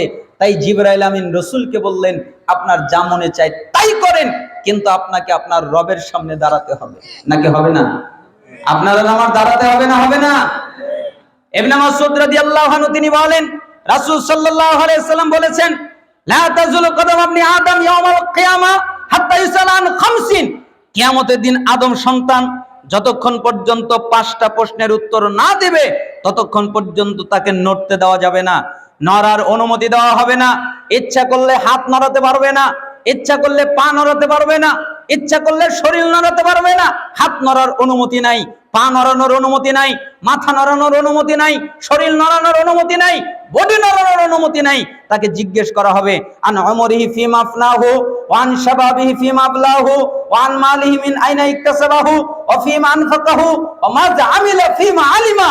তাকে জিজ্ঞেস করা হবে আমি তোমাকে 60 বছর দিয়েছিলাম, আমি তোমাকে 70 বছর দিয়েছিলাম, আমি তোমাকে 50 বছর দিয়েছিলাম, এই জীবন কার জন্য ব্যয় করেছো আমাকে বুঝিয়ে দাও। আমি তোমার জীবনে যৌবনকাল দিয়েছিলাম, যৌবনকাল কার জন্য ব্যয় করেছো আমাকে তা বুঝিয়ে দাও। তুমি সম্পত্তি অর্জন করেছিলে, আমি তোমাকে সম্পত্তি দিয়েছিলাম, এই সম্পত্তি কিভাবে উপার্জন করেছো আমাকে তা বুঝিয়ে দাও। 10 তলা বাড়ি কিভাবে বানালে, 20 তলা বাড়ি কিভাবে বানালে, এত জমি গাড়ি কিভাবে করলে আমাকে বুঝিয়ে দাও। তুমি এই সম্পত্তি পাওয়ার পরে কোথায় ব্যয় করেছো এটা আমাকে বুঝিয়ে দাও। তোমার যে ইলম ছিল তা অনুযায়ী কি আমল করেছো? তুমি জানতে সুদ হারাম, তুমি কি সুদ ত্যাগ করেছিলে? তুমি জানতে ঘুষ হারাম, তুমি কি ঘুষ ত্যাগ করেছিলে? তুমি জানতে জিনা করা হারাম, তুমি কি জিনা ত্যাগ করেছিলে? তুমি জানতে গীবত করা হারাম, তুমি কি গীবত ত্যাগ করেছিলে? তুমি জানতে মিথ্যা বলা হারাম, তুমি কি মিথ্যা ত্যাগ করেছিলে? ইলম অনুযায়ী আমল করেছিলে কিনা বলো। তোমার পুরো বয়স আমাকে বুঝিয়ে দাও। 2 তোমার যৌবনকাল আমাকে বুঝিয়ে দাও। 3 তোমার সম্পত্তির আয় আমাকে বুঝিয়ে দাও। 4 তোমার সম্পত্তির ব্যয় আমাকে বুঝিয়ে দাও। 5 তোমার জ্ঞান অনুযায়ী কি আমল করেছো তা আমাকে বুঝিয়ে দাও। যতক্ষণ পর্যন্ত এই 5টা বুঝাতে না পারবে আমি আল্লাহ ততক্ষণ পর্যন্ত নড়তেই দিব না। নড়ার অনুমতি নাই। একটা মানুষ যে নড়বে এই নড়ার অনুমতি নাই, হাত নড়াতে পারবে না। আজকে আমি হাত নড়াচ্ছি, আজকে আমি দেহ নড়াচ্ছি, আজকে আমার শরীর নড়াচ্ছি। আপনি ইচ্ছা করলে দাঁড়াচ্ছেন, ইচ্ছা করলে বসছেন, ইচ্ছা করলে আরেক জায়গায় উঠে চলে যাচ্ছেন, কিন্তু এমন একটা সময় আসবে যখন আপনি নড়তে পারবেন না। এই জন্য জিবরাইল আমিন বললেন, হে আল্লাহর নবী, আপনি যা খুশি করেন, কিন্তু আপনাকে আল্লাহর সামনে দাঁড়াতে হবে, অতএব সাবধান। মায়েজ বিন মালিক জানতেন আমাকে আল্লাহর সামনে দাঁড়াতে হবে, তাই মায়েজ বিন মালিক রাসূলের কাছে আসলেন। আসার পরে বললেন, হে আল্লাহর নবী, জি আপনি আমাকে পবিত্র করেন। রাসূল সাল্লাল্লাহু আলাইহি ওয়াসাল্লাম বললেন, যাও চলে যাও, আল্লাহর কাছে মাপ চাও, ক্ষমা চাও, আল্লাহ মাফ করে দিবেন, ক্ষমা করে দিবেন। চলে গেলেন। দ্বিতীয়বার আবার আসলেন, আল্লাহর নবী আপনি আমাকে পবিত্র করেন, তুমি কি আমার কথা বুঝতে পারো না? যাও আল্লাহর কাছে মাপ চাও, ক্ষমা চাও, আল্লাহ মাফ করে দিবেন, ক্ষমা করে দিবেন। তৃতীয়বার আবার আসলেন, আল্লাহর নবী আপনি আমাকে পবিত্র করেন, তুমি কি আমার কথা বুঝতে পারো না? যাও আল্লাহর কাছে মাফ চাও, ক্ষমা চাও, আল্লাহ মাফ করে দিবেন, ক্ষমা করে দিবেন। চলে গেলেন। চতুর্থবার আবার আসলেন, আল্লাহর নবী আপনি আমাকে পবিত্র করে দেন। তখন রাসূল সাল্লাল্লাহু আলাইহি সাল্লাম বললেন, আহ তুমি কি আমার কথা বুঝতে পারো না? তাই সাহাবীদেরকে জিজ্ঞেস করলেন, সাহাবীরা, জি ও কি পাগল? পাগল নাকি? আমার কথা বুঝে না? আমি ওকে বলছি আল্লাহর কাছে মাফ চাও, আল্লাহর কাছে ক্ষমা চাও, আর আমাকে বারবার বলছেন পবিত্র করে দেন, ও কি আমার কথা বোঝে না? ও কি পাগল নাকি? সাহাবীরা বললেন, জি ও পাগল না। আচ্ছা বুঝেছি, তাহলে মদ পান করেছে, তাই না? যে বিবেকটা হারিয়ে গেছে, তাই বুঝতে পারতেছে না। একজন সাহাবী নাক নিয়ে মুখের সাথে লাগিয়ে দেখে বললেন, জি না, মদও তো পান করে নাই। তাহলে আমার কথা বোঝে না কেন? আমি ওকে বলছি আল্লাহর কাছে মাপ চাও, ক্ষমা চাও, তাহলে ও কেন আল্লাহর কাছে মাপ চাই না, ক্ষমা চাই না, বারবার আমাকে বলছে পবিত্র করেন। এরপরে রাসূল সাল্লাল্লাহু আলাইহি ওয়াসাল্লাম জিজ্ঞেস করলেন, বলো কি করেছো? তখন মাইজ বিন মালিক বললেন, আল্লাহর নবী, মানুষ যেটা হালাল ভাবে করে আমি ওটা হারাম ভাবে করেছি, মানুষ যেটা বৈধভাবে করে আমি ওটা অবৈধভাবে করেছি। কেন? আমি জিনা করে ফেলেছি। মায়েস, না জানালে কতই না ভালো হতো, তোমাকে বললাম আল্লাহর কাছে ক্ষমা চাও, তুমি আমাকে জানিয়ে ফেলে দিলে, এখন তো বিচার করতেই হবে। সাহাবীরা, জি মাইজ বিন মালিককে অর্ধ পর্যন্ত গাড়ো পাথর মেরে মেরে মেরে মেরে তাকে হত্যা করে ফেলো। মাইজ বিন মালিককে অর্ধ পর্যন্ত গাড়া হলো, পাথর মেরে মেরে মেরে তাকে রক্তাক্ত করে হত্যা করে ফেলা হলো। কিছু রক্ত এসে সাহাবীদের গায়ে লেগে গেল, তাই সাহাবীরা তাকে ধিক্কার দিতে লাগলেন। রাসূল সাল্লাল্লাহু আলাইহি সাল্লাম বললেন, সাহাবীরা শোনো, মাইজ বিন মালিক যেই তওবা করেছে, এই তওবা যদি तमाम পৃথিবীর প্রত্যেকটা মানুষের মধ্যে বন্টন করে দেওয়া হয়, কারো তওবা লাগবে না। এই মাইজের এক তওবাই সমস্ত মানুষকে মাফ করে দেওয়ার জন্য যথেষ্ট। এটা হলো মাইজের তওবা। আর তুমি তার জন্য করছো, শোনো, এটা মাইজের তওবা। কেন মাইজ তওবা করলেন? কারণ সে আল্লাহর সামনে দাঁড়াতে ভয় পাচ্ছিলেন। আমি আল্লাহর সামনে কিভাবে দাঁড়াবো, কিভাবে আল্লাহর সামনে দাঁড়িয়ে বলবো আমি জিনা করেছি, কিভাবে আল্লাহ আমার বিচার করবেন, এটা কিভাবে হতে পারে? তাই দুনিয়া থেকেই সে পরিত্রাণ পেতে চায়, দুনিয়া থেকেই বিচার নিয়ে যেতে চায়। তাই আমি আপনাকে বুঝাতে চাচ্ছিলাম, আল্লাহর সামনে দাঁড়াতে ভয় পান, যে আপনাকে একদিন আল্লাহর সামনে দাঁড়াতে হবে। এই জিনাখোরেরা সাবধান, এই যুবক ভাইরা সাবধান, আর এক মেয়ের সাথে লটর পটর করছো। হে মেয়েরা সাবধান, আর এক যুবকের সাথে প্রেম প্রীতি করছো। তোমাকে তোমার রব দেখছেন, রবের সামনে দাঁড়াতে হবে। সাবধান, শুনে রাখো, যারা জিনা করে, যারা প্রেম করে, মরণের সময় তাদের কাছ থেকে কালেমা উঠিয়ে নেওয়া হয়, তারা কালেমা পাঠ করতে পারে না। সালাফদের বাণী দ্বারা এটা জানা যায়, যারা জিনা করে, বেশি বেশি চোখের জিনা করে, অন্তরের জিনা করে, মনের জিনা করে, আরো কত জিনা আছে, এগুলো করে, মরণের সময় তাদের কালেমা নসিব হয় না। তাই আমি তোমাকে সাবধান করলাম, খবরদার এই পাপে তুমি অগ্রসর হয়ো না, তোমাকে আল্লাহর সামনে দাঁড়াতে হবে, অতএব সাবধান। হে ঘুষখোরেরা সাবধান, হে সুদখোরেরা সাবধান, হে গীবতকারীরা সাবধান, হে মিথ্যা কথা বলনেওয়ালারা সাবধান, আর যত পাপ আছে এগুলো যারা করে সাবধান। কেন? আল্লাহর সামনে দাঁড়াতে হবে। তাই জিবরাইল আমিন রাসূলকে বললেন, আল্লাহর নবী, আপনাকে আল্লাহর সামনে দাঁড়াতে হবে, অতএব আপনি সাবধান। জিবরাইল আমিন বলেন, উপদেশ এখনো কিন্তু শেষ হয়নি। শারাফুল মুমিন কিয়ামুল লাইল ওয়া ইজ্জুহু ইস্তিগনাউ আনিন নাস। আপনি কি জানেন মুমিনের সম্মান কি? মুমিনের সম্মান হলো রাতে সালাত আদায় করা। আপনি যদি মুমিনের সম্মান চান, তাহলে রাতে সালাত আদায় করতে বলেন। যারা রাতে সালাত আদায় করে তারা আল্লাহর কাছে সম্মানিত। আর তার ইজ্জত কিসে? মানুষের কাছে না চাওয়ার মধ্যে। যারা মানুষের কাছে কিছু চায় না, তাদের ইজ্জত রয়েছে। তার মানে এখানে 5টা কথা পাওয়া গেল। 1, যতদিন খুশি জীবন যাপন করেন, কিন্তু মনে রাখবেন আপনি মৃত্যুবরণ করবেন। 2, যার সাথে খুশি বন্ধুত্ব করেন, কিন্তু আপনি মনে রাখবেন আপনি তাকে ছেড়ে চলে যাবেন। 3, যা খুশি কাজ করেন, কিন্তু মনে রাখেন আপনি তার প্রতিফল পাবেন, আপনাকে আল্লাহর সামনে দাঁড়াতে হবে। 4, আপনি যদি সম্মান চান, তাহলে রাতে সালাত আদায় করেন। 5, আপনি যদি মর্যাদা চান, তাহলে অবশ্যই আপনি মানুষের কাছে কিছু চাইবেন না। সবুল ঈমান 10,058 নম্বর হাদিস, কানজুল উম্মাল 21,388 নম্বর হাদিস, মুস্তাদরাকে হাকিম 7,921 নম্বর হাদিস, সিলসিলায়ে সহিহা 8,031 নম্বর হাদিস। হাদিসের সনদ সহি। আমি আপনাকে জিবরাইলের নসিহত শোনালাম, আশা করছি আপনারা আমল করবেন। আল্লাহ সুবহানাহু ওয়া তাআলা আপনাদেরকে আমল করার তৌফিক দান করুন। অপর হাদিস, আন আবি হুরায়রা রাদিয়াল্লাহু আনহু قال, আবু হুরায়রা রাদিয়াল্লাহু আনহু তিনি বলেন, রাসূল সাল্লাল্লাহু আলাইহি ওয়াসাল্লাম বলেছেন, মান আখাযা আন্নি হাউলাইল কালিমাত ফায়ামালু বিহিন্না আও ইউআল্লিমু মান ইয়ামালু বিহিন্না। হে সাহাবী, তোমাদের মধ্যে কে আছে যে আমার কথা গ্রহণ করবে? তোমাদের মধ্যে কে আছে যে আমার কথা আমল করবে? তোমাদের মধ্যে কে আছে যে আমার এই কথা আরেকজনের কাছে পৌঁছে দেবে? এই জন্য সালাফরা বলতেন, কেউ যদি এই হাদিস শোনে, তাহলে তার উপরে 3টা কাজ করা ওয়াজিব হয়ে যায়। 1, মনোযোগ দিয়ে ওটা শুনতে হবে। 2, ওই হাদিসটা আমল করতে হবে। 3, ওই হাদিসটা আরেকজনের কাছে পৌঁছে দিতে হবে। যারা শুনবে তাদের জন্য এই 3টা জরুরি পর্যায়ের হয়ে যায়। তখন আবু হুরায়রা বললেন, কুলতু আনা ইয়া রাসূলুল্লাহ, হে আল্লাহর নবী, আমি আছি, আমি আছি। আপনি যা বলবেন আমি তা গ্রহণ করব, আপনি যা বলবেন আমি তা আমল করব, আপনি যা বলবেন আমি তা আরেকজনের কাছে পৌঁছিয়ে দেব। আমি আবু হুরায়রা আছি তো। রাসূল সাল্লাল্লাহু আলাইহি সাল্লাম ফাখাদা বিয়াদি ফাদা খামসান ফাকাল, এরপর রাসূল সাল্লাল্লাহু আলাইহি সাল্লাম আবু হুরায়রার হাত ধরলেন, এরপরে গুনে গুনে তাকে 5টা কথা বললেন। তিনি বললেন, আবু হুরায়রা শোনো, যদি 5টা কাজ করতে পারো তাহলে 5টা পুরস্কার, যদি 5টা কাজ করতে পারো তাহলে 5টা পুরস্কার। 5টা কাজের জন্য আল্লাহ তোমাকে 5টা পুরস্কার দেবেন। 1, ইত্তাকিল মাহারিমা তাকুন আ'বাদান নাস। তুমি কি আল্লাহর ওলি হতে চাও? তুমি কি আল্লাহর ইবাদত গুজার বান্দা হতে চাও? তুমি কি আল্লাহর প্রিয় বান্দা হতে চাও? তুমি কি আল্লাহর মহাব্বতের বান্দা হতে চাও? তুমি কি আল্লাহর ভালোবাসার বান্দা হতে চাও? এটা কি তুমি হতে চাও? আচ্ছা, আপনারা কি বলেন? হতে চান না? আল্লাহর ওলি হতে চান না? আল্লাহর ইবাদত গুজার বান্দা, আল্লাহর উত্তম বান্দা, আল্লাহর সুন্দর বান্দা হতে চান না? এই জন্য রাসূল সাল্লাল্লাহু আলাইহি ওয়াসাল্লাম জিজ্ঞেস করলেন, তুমি কি আল্লাহর ওলি হতে চাও? তুমি কি আল্লাহর ইবাদত গুজার বান্দা হতে চাও? তুমি কি আল্লাহর উত্তম বান্দা হতে চাও?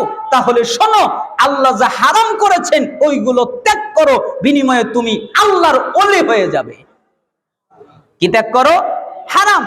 আল্লাহ তাআলা যা নিষেধ করেছেন এগুলো ত্যাগ করো, তাহলে তুমি ওলি হয়ে যাবে। বেশি বেশি সালাত আদায় করার নাম ওলি নয়, বেশি বেশি জিকির আজকার করার নাম ওলি নয়, বেশি বেশি সুন্নাত নফল পড়ার নাম ওলি নয়। ওলি হচ্ছে ওই ব্যক্তি, মুত্তাকি হচ্ছে ওই ব্যক্তি যেই ব্যক্তি গুনাহ ত্যাগ করতে পারে। যে যত গুনাহ ত্যাগ করতে পারে সে তত বড় মুত্তাকি। তাই রাসূল সাল্লাল্লাহু আলাইহি সাল্লাম বললেন, তুমি কি আল্লাহর ওলি হতে চাও? তাহলে হারাম ত্যাগ করো, বিনিময়ে তুমি আল্লাহর ওলি হয়ে যাবে। অরদা বিমা কাসামাল্লাহু লাকা তাকুন আগনান নাস। 2, তুমি কি ধনী হতে চাও?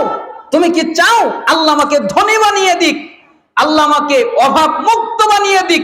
এটা কি তুমি চাও? তাহলে শোনো, তোমার তাকদিরে যা আছে তুমি তার উপরে খুশি থাকবে, তার উপরে সন্তুষ্ট থাকবে, তার উপরে রাজি থাকবে। এর বিনিময়ে আল্লাহ তোমাকে ধনী বানিয়ে দিবে। বলেন তো, ধনী হতে গেলে কিসের উপরে খুশি থাকতে হয়? তাকদীর। একটা লোকের 1 কোটি টাকা আছে, আরো তার 1 কোটি লাগবে, ধনী না গরিব? গরিব। কেন লাগবে? একটা লোকের 1000 টাকা সারাদিন ইনকাম করেছে, আর কিছু লাগবে না, অনেক খুশি, সব প্রয়োজন পূরণ হয়ে গেছে, তার আর কিছু লাগবে না। সে ধনী না গরিব? ধনী। তার মানে আপনি যদি তাকদীরের উপরে সন্তুষ্ট থাকতে পারেন, ভাগ্যের উপরে সন্তুষ্ট থাকতে পারেন, তাহলে আল্লাহ তাআলা আপনার অন্তরে একটা সন্তুষ্টি দান করবেন, অল্পতেই আপনি খুশি হয়ে যাবেন। আল্লাহ সুবহানাহু ওয়া তাআলা আপনাকে ধনীও বানিয়ে দিবেন। ওয়া আহসিন ইলা জারিকা তাকুন মুমিনা। 3, তুমি কি প্রকৃত মুমিন হতে চাও? আবু হুরায়রা, জি। তুমি কি প্রকৃত মুমিন হতে চাও? জি, আমি তো তা হতে চাই। তাহলে শোনো, তোমার প্রতিবেশীর সাথে ভালো আচরণ করবে, তাহলে তুমি প্রকৃত মুমিন হয়ে যাবে। প্রতিবেশীর সাথে যদি ভালো আচরণ না করো, তুমি প্রকৃত মুমিন হবে না। আপনার বাড়ির পাশে একজন রয়েছে, আপনার প্রতিবেশী একজন রয়েছে, কিন্তু আপনার হাত থেকে নিরাপদ নয়, আপনার মুখ থেকে নিরাপদ নয়, আপনার আচরণ থেকে নিরাপদ নয়, তাহলে বোঝা যাচ্ছে আপনি প্রকৃত মুমিন নয়। আপনি প্রকৃত মুমিন তখন হবে যখন আপনার প্রতিবেশী আপনার উপরে সন্তুষ্ট থাকবে, তখন আপনি প্রকৃত মুমিন হবে। কিন্তু আপনার প্রতিবেশী যদি আপনার উপরে সন্তুষ্ট না থাকে, আপনার প্রতিবেশী যদি বলে লোকটা কত খারাপ, লোকটা কত জঘন্য, লোকটা কত বর্বর, তখন বোঝা যাচ্ছে আপনি প্রকৃত মুমিন নয়। তাই রাসূল সাল্লাল্লাহু আলাইহি সাল্লাম বললেন, তুমি কি প্রকৃত মুমিন হতে চাও? তাহলে প্রতিবেশীর সাথে ভালো আচরণ করবে, বিনিময়ে তুমি প্রকৃত মুমিন হবে। ওয়াহিব্বা লিন-নাস মা তুহিব্বু লিনাফসিকা তাকুন মুসলিমা। তুমি কি প্রকৃত মুসলিম হতে চাও? যে আল্লাহ তাআলা আমাকে প্রকৃত মুসলিম বানাক। খালি মুসলিম নয়, প্রকৃত মুসলিম, সত্যিকারের মুসলিম, হক মুসলিম। এটা কি হতে চাও? তাহলে শোনো, নিজের জন্য যা পছন্দ করো অপরের জন্য তাই পছন্দ করবে। নিজের জন্য যা পছন্দ করো অপরের জন্য তাই পছন্দ করবে। নিজের জন্য পছন্দ করো আমার কেউ গীবত না করুক, তাহলে তুমি কারো গীবত করবা না। নিজের জন্য পছন্দ করো আমার কেউ ক্ষতি না করুক, তাহলে তুমি কারো ক্ষতি করবা না। নিজের জন্য পছন্দ করো আমার উপকার করুক, তাহলে তুমি আরেকজনের উপকার করবে। নিজের জন্য পছন্দ করো আমাকে কেউ ধোঁকা না দিক, আমার সাথে কেউ মিথ্যা না বলুক, আমার উপরে কেউ জুলুম না করুক, তাহলে তুমি অন্যজনের উপরে তা করবা না। নিজের জন্য যা পছন্দ করবে অপরের জন্য তাই পছন্দ করবে, বিনিময়ে তুমি প্রকৃত মুসলিম হয়ে যাবে। ওয়ালা তুকসিরিদ দাহিক ফাইন্না কাসরাতাত দাহিক তুমিতুল কলব। আর শোনো, অতিরিক্ত হাসবা না, বেশি হাসবা না। কেন? অতিরিক্ত হাসলে, বেশি হাসলে হৃদয় মরে যায়, অন্তর মরে যায়। আল্লাহ সুবহানাহু ওয়া তাআলা তোমাদের হৃদয়কে মেরে ফেলে দিবেন, তোমাদের অন্তরকে মেরে ফেলে দিবেন। তাই অতিরিক্ত হাসবা না, বেশি হাসবা না। যেই আলোচনায় হাসানো হয় ওই আলোচনায় কখনো বসবেন না। যেই মাহফিলে হাসানো হয় ওই মাহফিলে কখনো বসবেন না। কেন? আপনার অন্তর মরে যাবে। ডাক্তার বলেছে বেশি হাসলে হার্ট ভালো থাকবে, এটা ডাক্তারের কথা। রসুল বলেছেন বেশি হাসলে অন্তর মরে যাবে। আমরা ডাক্তারকে মানি না, আমরা রসুলকে মানি। যদি হাসার প্রয়োজন হয় তাহলে মুস্কি হাসবো। কেন? মুস্কি হাসির ভিতরে কল্যাণ রয়েছে, অট্ট হাসির ভিতরে কল্যাণ নেই। তাই রাসূল সাল্লাল্লাহু আলাইহি ওয়াসাল্লাম বলেছেন অতিরিক্ত হাসবা না, বেশি হাসবা না, অন্তর মরে যাবে। যদি প্রয়োজন হয় তাহলে কাঁদবা। কাঁদার প্রয়োজন না? আপনারা কি মনে করেন আমাদের কি হাসার প্রয়োজন? কিসের প্রয়োজন? কাঁদার প্রয়োজন। কেন? কেন কাঁদার প্রয়োজন? কারণ আপনি জানেন না কবে আপনি মৃত্যুবরণ করবেন। কারণ আপনি জানেন না আপনি জান্নাতি না জাহান্নামী, এটা আপনার জানা নাই। আল্লাহ আপনাকে জান্নাত দিবে নাকি জাহান্নাম দিবে এটা আপনার জানা নাই। আপনি নামাজ পড়েছেন ওটা কবুল হয়েছে কিনা এটা আপনার জানা নাই। আপনি তওবা করেছেন ওটা কবুল হয়েছে কিনা এটা আপনার জানা নেই। আপনি আল্লাহর কাছে ক্ষমা চেয়েছেন, আল্লাহ ক্ষমা করেছে কিনা এটা আপনার জানা নাই। অতএব আপনার কাঁদা উচিত, হাসা উচিত নয়। এই জন্য যদি প্রয়োজন হয় কাঁদবেন, হাসবেন না। তাই রাসূল সাল্লাল্লাহু আলাইহি সাল্লাম 5টা কথা বললেন। 1, তুমি কি আল্লাহর ওলি হতে চাও? তাহলে হারাম ত্যাগ করবে। 2, তুমি কি ধনী হতে চাও? তাহলে তাকদীরের উপরে খুশি থাকবে। 3, তুমি কি প্রকৃত মুমিন হতে চাও? তাহলে প্রতিবেশীর সাথে ভালো আচরণ করবে। 4, তুমি কি প্রকৃত মুসলিম হতে চাও? তাহলে নিজের জন্য যা পছন্দ করো অপরের জন্য তাই পছন্দ করবে। 5, তুমি অতিরিক্ত হাসবা না। অতিরিক্ত হাসলে অন্তর মরে যায়, হৃদয় মরে যায়। আল্লাহ সুবহানাহু ওয়া তাআলা আমাদেরকে এই হাদিসটা আমল করার তৌফিক দান করুন। তিরমিজি 2305 এবং মিশকাতের 5171 নম্বর হাদিস, হাদিসের সনদ সহিহ। আল্লাহ সুবহানাহু ওয়া তাআলা আমাদেরকে আমল করার তৌফিক দান করুন। অপর হাদিস। আপনাদের কষ্ট হচ্ছে? কষ্ট হচ্ছে না তো? যদি কষ্ট হয় আমি এখানেই শেষ করে দিব। উবাদা ইবনে সামিত রাদিয়াল্লাহু আনহু তিনি বলেন রাসূল সাল্লাল্লাহু আলাইহি ওয়াসাল্লাম বলেছেন ইদমানু লি সিত্তা মিন আনফুসিকুম আদমানু লাকুমুল জান্নাহ। তোমরা তোমাদের কাছ থেকে আমাকে 6টা জিনিস দেবে। কয়টা জিনিস? 6টা। আরো জোরে বলেন কয়টা? 6টা। তোমরা তোমাদের কাছ থেকে আমাকে 6টা জিনিস দেবে, বিনিময়ে আমি মুহাম্মদ তোমাদেরকে জান্নাত দেব। কি দেবেন? জান্নাত। আর আমরা দেব কয়টা? 6টা। আর নবী দেবেন কি? জান্নাত। উসদুকু ইদা হাদাসতুম, যখন তোমরা কথা বলবে সত্য বলবে। কথা বলার প্রয়োজন হলে কি বলবে? সত্য। সত্য কথা যদি বলতে পারেন বলবেন, আর সত্য কথা যদি বলতে না পারেন বলার প্রয়োজন নাই, চুপ থাকবেন। কেন? মান কানা ইউমিনু বিল্লাহি ওয়াল ইয়াউমিল আখির ফালিয়াকুল খায়রান আও লিয়াসমুত। যে ব্যক্তি আল্লাহ এবং আখিরাতে বিশ্বাস করে সে যেন ভালো কথা বলে, যদি ভালো কথা বলতে না পারে তাহলে যেন চুপ থাকে। এই জন্য চুপ থাকাই আপনার জন্য নিরাপদ। আপনি চুপ থাকবেন, যদি কথা বলতে পারেন সত্যটা বলবেন, যদি সত্যটা বলতে না পারেন তাহলে চুপ থাকবেন। উসদুকু ইদা হাদাসতুম, 1, যখন তোমরা কথা বলবে চুপ থাকবে। ওয়াউফু ইদা ওয়াআদতুম, 2, যখন তোমরা ওয়াদা দিবে তখন ওয়াদা পালন করবে। একজনকে বলেছো আমি এই জায়গায় যাব, তাহলে যাবে। একজনকে বলেছো আমি এটা দিব, তাহলে তাকে দিবে। একজনকে বলেছো আমি এটা করব, তাহলে ওটা করবে। তুমি যা ওয়াদা করবে ওই ওয়াদাকে পালন করবে, কখনো ওয়াদাকে ভঙ্গ করবে না। ওয়াদু ইদা তুমিনতুম, 3, তোমাদের কাছে যখন আমানত রাখা হবে তখন তার খেয়ানত করবা না। আমানত রাখতে পারে না? একজন একটা গয়না রাখতে পারে, একজন দলিল রাখতে পারে, একজন টাকা পয়সা রাখতে পারে, একজন যে কোনো জিনিস রেখে দিতে পারে যে আপনার কাছে রেখে দেন, এটা হলো আমানত। এই আমানতটাকে রক্ষা করবে, এই আমানতটাকে ধ্বংস করবে না, তা প্রাপককে সঠিকভাবে ফেরত দেবে। ওয়াহফাযু ফুরুজাকুম, 4, তোমার লজ্জাস্থানকে হেফাজত করবে, চরিত্রকে হেফাজত করবে। চরিত্রকে তুমি কখনোই ধ্বংস করবে না। চরিত্রকে কতভাবে ধ্বংস করা যায়? প্রেম করার মাধ্যমে চরিত্র ধ্বংস হয়ে যায়, জিনা করার মাধ্যমে চরিত্র ধ্বংস হয়ে যায়, পরকীয়া করার মাধ্যমে চরিত্র ধ্বংস হয়ে যায়। আরো যত পদ্ধতি রয়েছে চরিত্র ধ্বংস হওয়ার, এগুলো থেকে তোমরা সাবধান থাকবে। তার মানে চরিত্রকে হেফাজত করবে। আগাদ্দু আবসারাকুম, 5, তোমরা তোমাদের চক্ষুকে নিয়ন্ত্রিত করবে।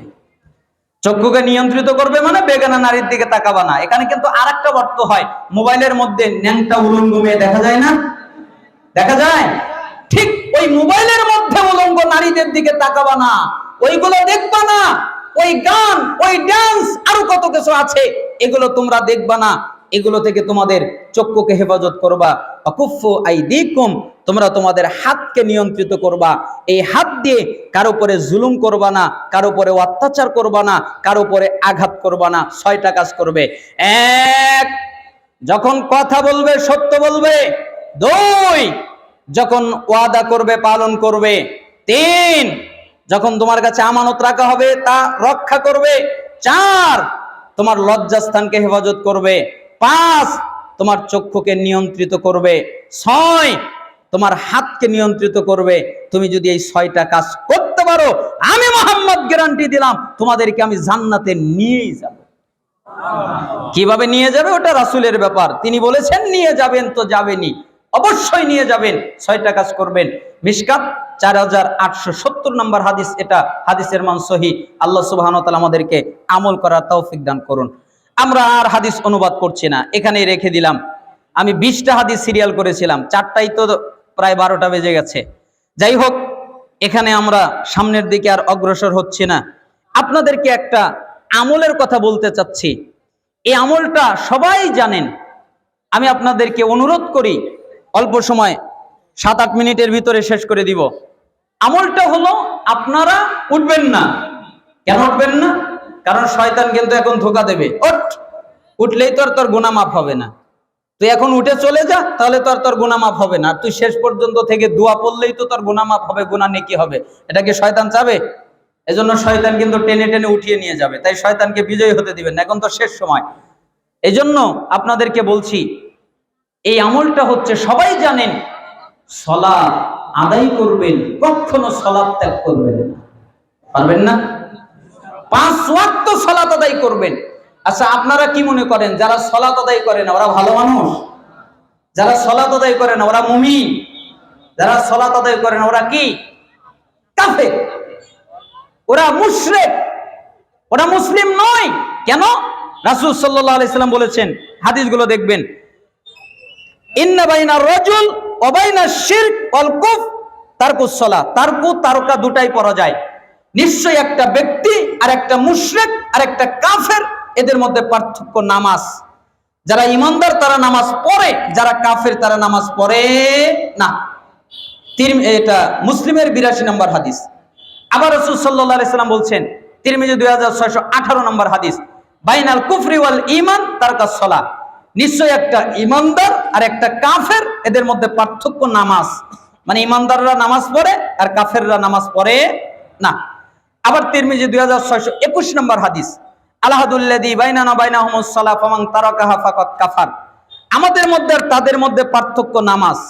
আমরা যারা ঈমানদার তারা নামাজ পড়ি, তারা যারা কাফের মুশরিক তারা নামাজ পড়ে না। আবার ইবনে মাজাহ 1080 নম্বর হাদিস, লাইসা বাইনাল আবদি ওয়া শিরকি ইল্লা তারকুস সালাহ ফাইজা তারাকাহা ফাকাদ আশরাক। নিশ্চয় একটা কাফের আর একটা মুশরিক, এদের মধ্যে পার্থক্য নামাজ। অতএব যে ব্যক্তি নামাজ ছেড়ে দিল ওই ব্যক্তি শিরক করলো, তার মানে নামাজ ছেড়ে দেওয়া শিরক। আর ওই ব্যক্তি শিরক করার কারণে মুশরিক হয়ে গেল। এটা হচ্ছে রাসূল সাল্লাল্লাহু আলাইহি সাল্লামের ফতোয়া। এরপরে পরবর্তী প্রজন্ম সাহাবী তাদের ফতোয়া। আব্দুল্লাহ বিন মাসউদ রাদিয়াল্লাহু আনহু বলেন, মান তারাকাস সালাহ ফালা দীন লাহু। যারা সালাত আদায় করে না ওদের দিন ধর্ম নাই। আলী রাদিয়াল্লাহু আনহু বলেন, মাল্লাম ইউসাল্লি ফাহুয়া কাফিরুন। যারা সালাত আদায় করে না ওরা কাফের।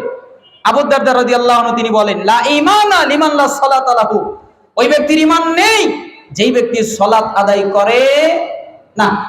এমনকি ওমর ইবনুল খাত্তাব রাদিয়াল্লাহু আনহু তিনি ফজরের সালাত আদায় করছিলেন, আর একটা ঘাতক তাকে ছুরি দিয়ে আঘাত করে ফেলে দিলেন। 1 রাকাত পড়েছেন, আর 1 রাকাত পড়তে পারেননি, তাই তিনি পড়ে গেলেন, অজ্ঞান হয়ে গেলেন। অন্য সাহাবী এসে বাকি সালাত পড়ে দিলেন। এরপরে অনেকক্ষণ পরে তার যখন জ্ঞান ফিরে পেল, তিনি বললেন না আমার আত্মীয় স্বজন কোথায়, আমার ওয়ারিশরা কোথায়, আমার সম্পত্তি কোথায়, এ কোনো কথা বললেন না। তিনি প্রথমেই জ্ঞান ফিরে পেয়ে বললেন, লোকেরা কি সালাত আদায় করেছে? সাহাবীরা বললেন, জি, বাকি সালাত আদায় করা হয়ে গেছে।